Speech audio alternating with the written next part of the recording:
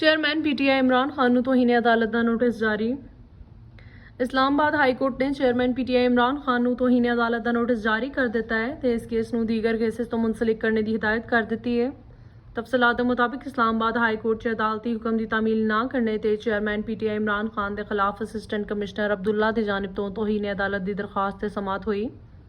ਸਮਾਅਤ Islamabad high court ਦੇ chief justice ਆमिर Farooq ने की थी। दरखास्त गुजार की जानिब तो राजा रिजवान अब्बासी अदालत च पेश होए।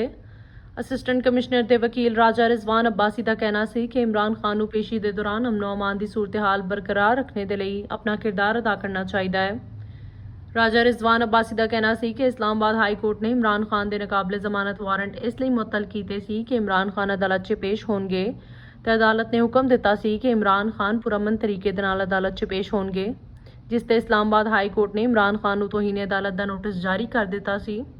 चीफ जस्टिस आमिर फारूक ने रिमार्क्स दिते सी कि इस हवाले तो IG पुलिस इस्लामाबाद रिपोर्ट तलब कर चुके हैं।